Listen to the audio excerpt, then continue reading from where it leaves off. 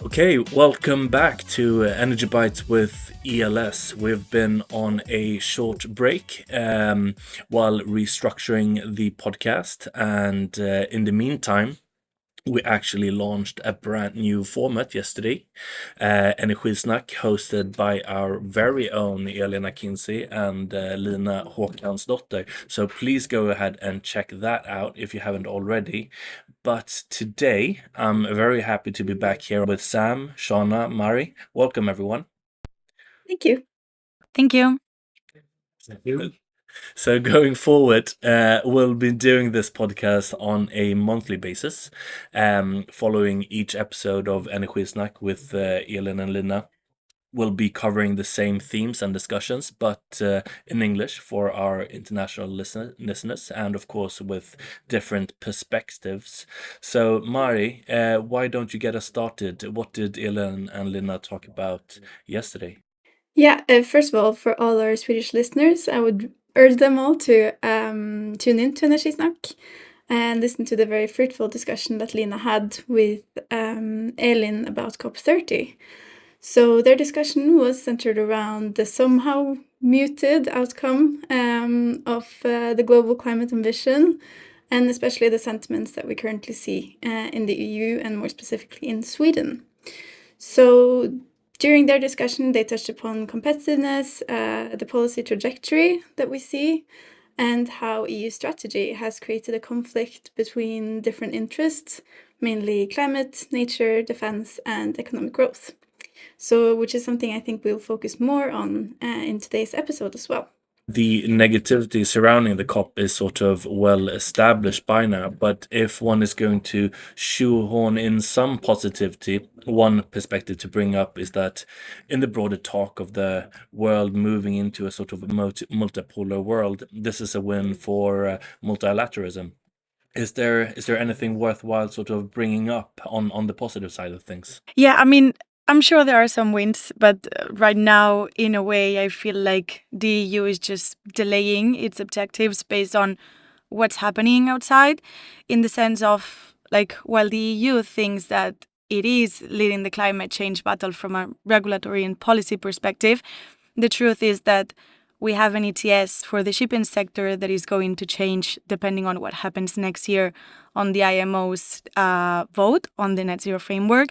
And similarly, airlines still don't know if they should prepare for CORSIA, as there is a possibility that the Commission thinks it's not strict enough and we have to switch to a full EU ETS system for both intra and extra European flights.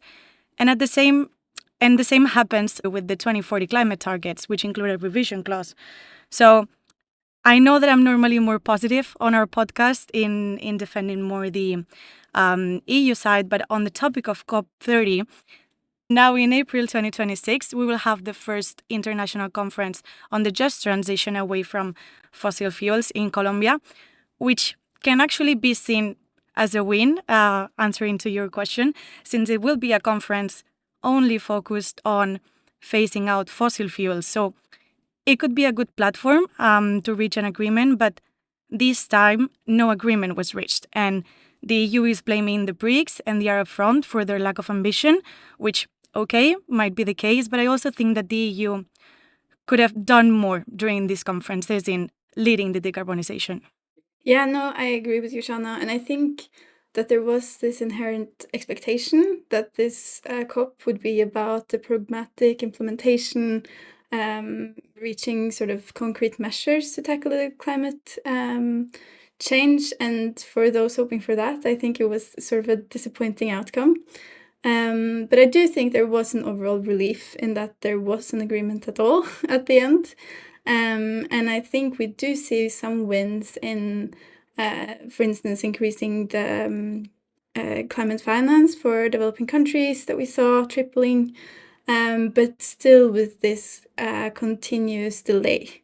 They were hoping for this tripling by 2030, but now they did manage to push it to 2035. And I think that's something we also see in the EU a lot right now, with the sort of continued talks about ambition in climate, but delaying specific targets and revisions and sort of pushing it another year hoping that there will be some resolution by then. Yeah, no, I just want to sort of underline that, and I think that's worth counting as actually as a victory, because with uncertainty being so extremely high right now, geopolitical transition sort of to a multipolar world, or whatever you want to call it, expectations were low. But you know, as has been said here and by others already, there was an agreement, and even more than that, you know, the US has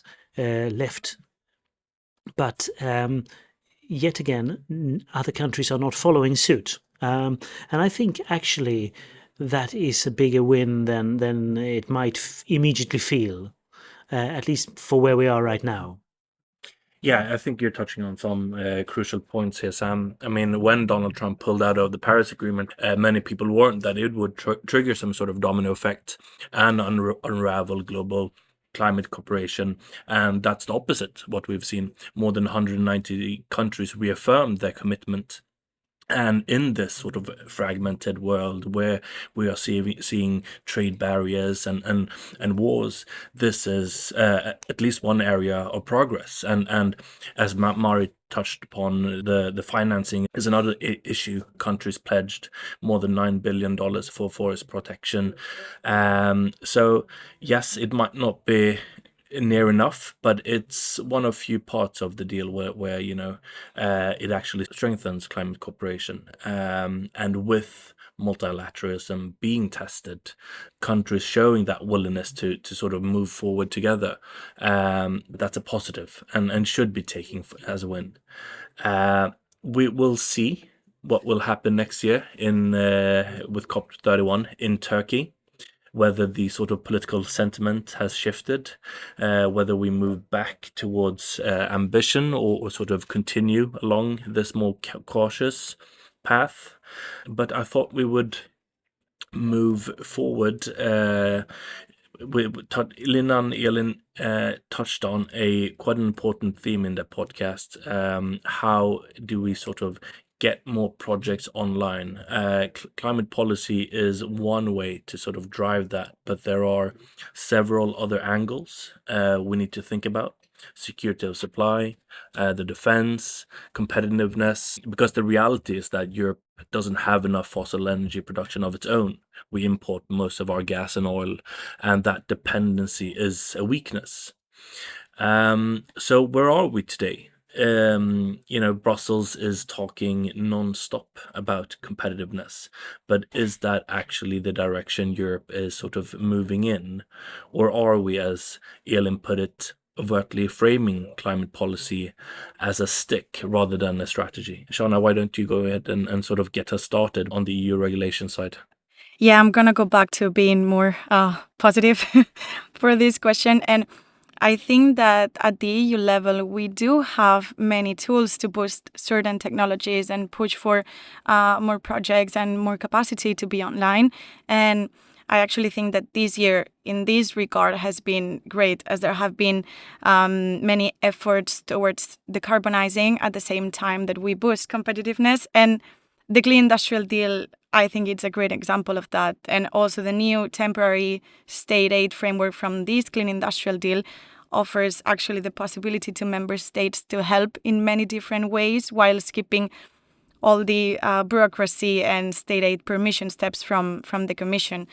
The problem, however, that I see here is that most member states don't make use of the tools that the EU has. And here is where I see the risk of us staying behind, in a sense, because on one side, we have a union that is putting efforts in creating more and more mechanisms to push for projects and clean technologies, and a bunch of member states in a way that seem to ignore these opportunities. And I know that I've been very repetitive on this podcast with this, but a good example of this problem that I'm raising is the hydrogen bank auctions and the auction as service mechanism, which very little countries seem to be making use of. No, Shan, I completely agree with you. But I also think we are in a position today where even if we still continue to have a focus on climate and nature conservation, there is more of a focus on competitiveness and industry. And I think we've spoken about this before in the podcast, in that the EU, the sort of discussion around the EU using this new focus to sort of accelerate the green energy transition. I mean, as you said, Carl, we don't have abundant fossil resources on the continent. But I think there's still this sort of lack of coordination there, because we have these policies, which you talked so good about, Shanna, that will enhance this sort of transition. But on the other hand, there also are some of these policies that sort of contradict each other, isn't there?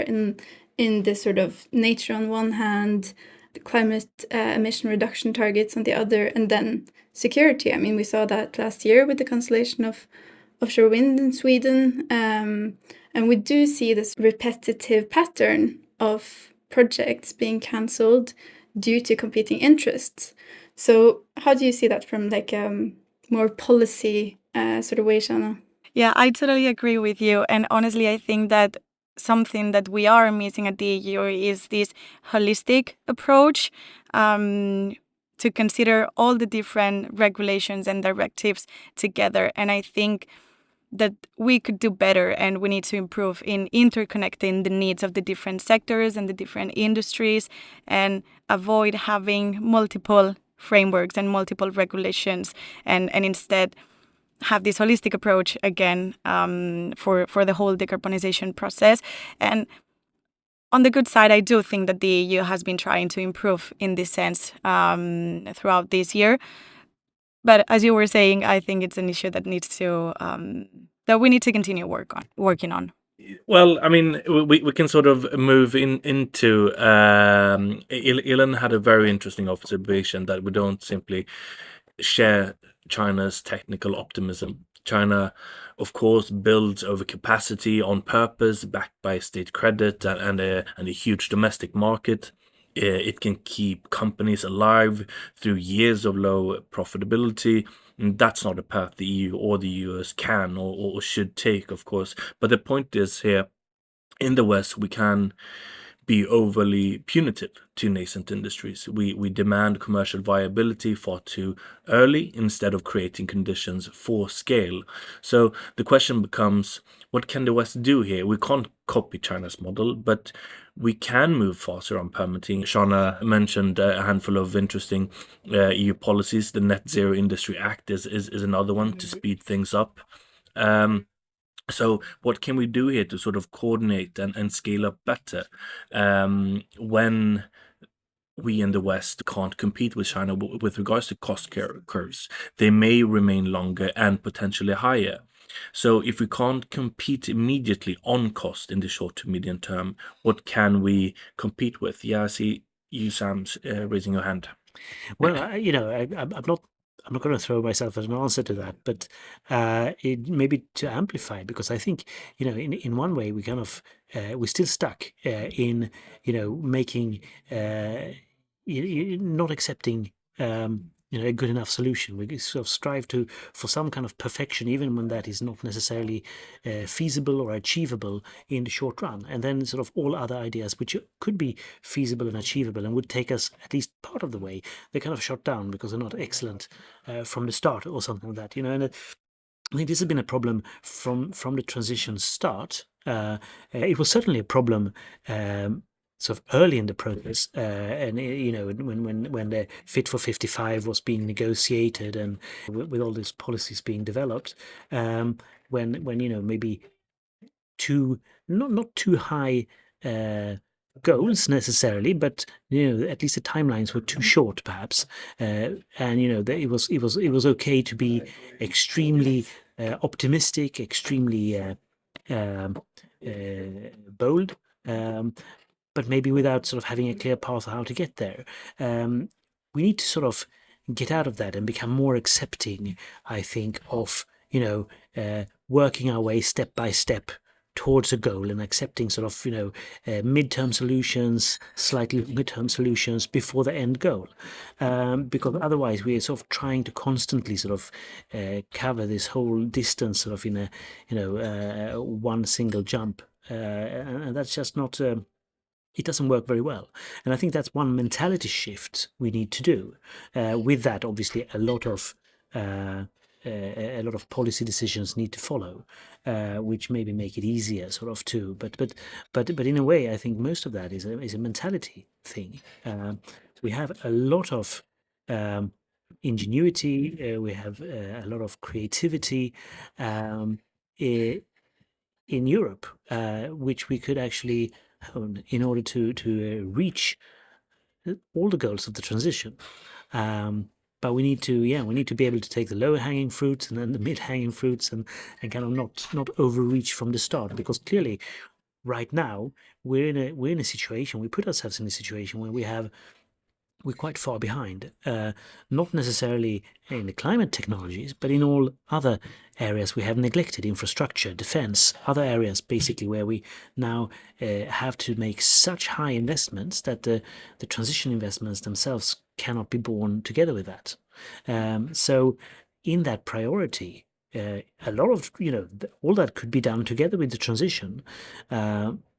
But then we need to properly unleash creativity and also accept maybe things that are not necessarily seen as pure enough, but at least will get us part of the distance.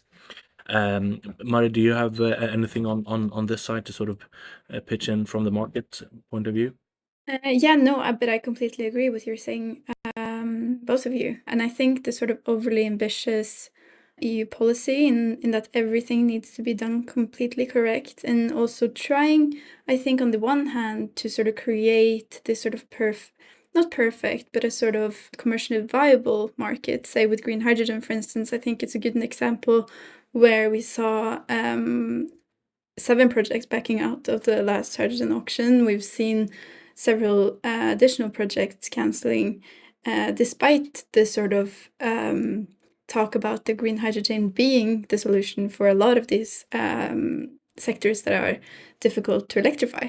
But I think, so even if the ambition is there, I think it's colluded with a lot of different policies that aim to make this commercially viable, say, for instance, the fact that they cannot use already subsidized renewable energy.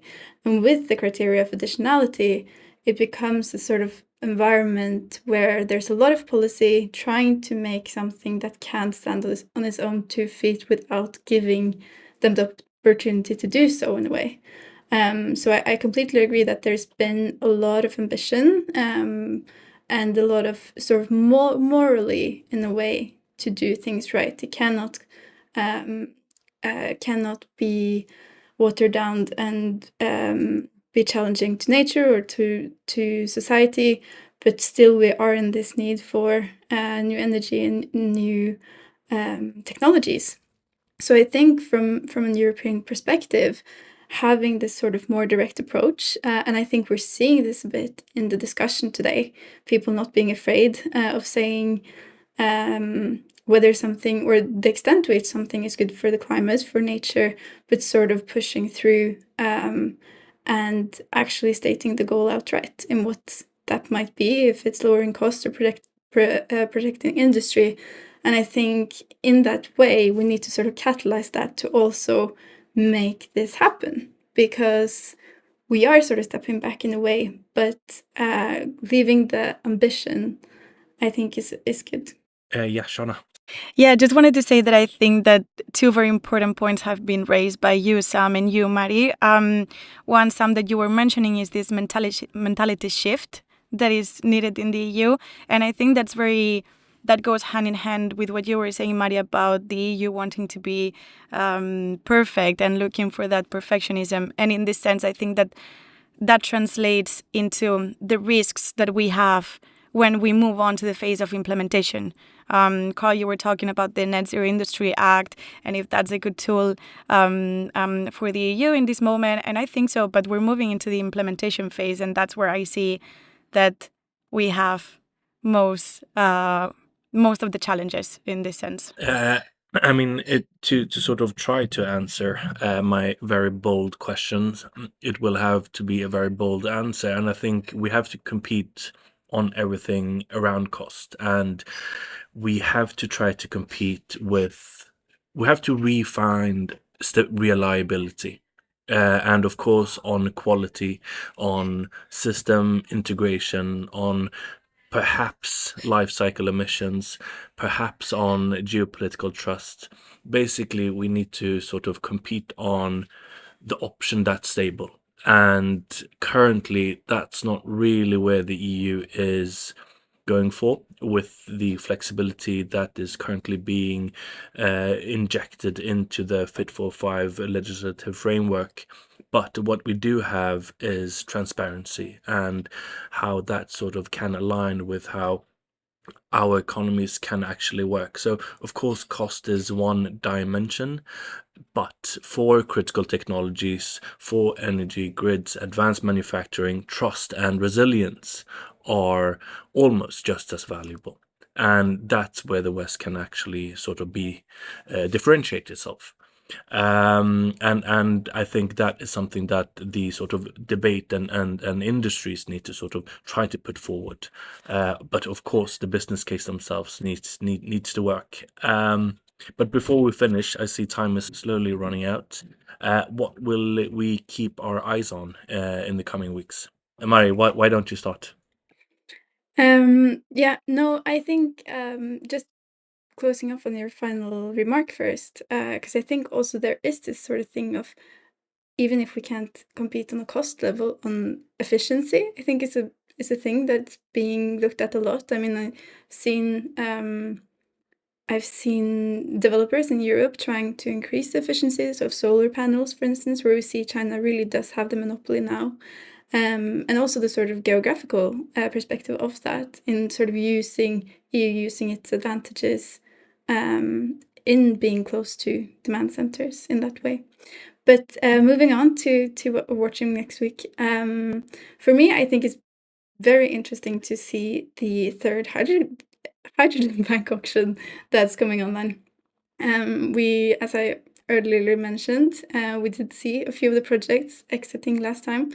But it will be published, I think, on the beginning of December, and even if we won't get the results until Q2 2026, that is definitely something I will keep my eye on. And you, Shana? Yes, same. I will be looking also at the third hydrogen bank auction as Mari, but more from a policy perspective. As we all know, this auction has been very delayed by almost half a year. And of course, this delay was due to the also delay on an agreement on the rules on low carbon hydrogen, which we finally have. But also, as you, Mari, were saying, we have seen many projects just stepping out from the process in the end. And I'm very curious to see how this is going to be handled in the terms and conditions for this auction. And whereas we see some obligations towards continuing and moving forward with the project. And you, Sam? Well, I think I'm actually going to be following, as I think most of you all are who are listening, the peace or truce negotiations surrounding Ukraine, which the US is leading, if that is the right word. Clearly, sort of negotiations are ongoing, as we are seeing. And where will that go? I think that it has potential to have tremendous impact on. Apart from stopping this horrendous war, which it could do, but we don't know that yet. But it could also impact the energy sector very, very strongly, and not necessarily from a positive way. I mean, at least as an initial US or whoever suggestions it actually was in that initial draft.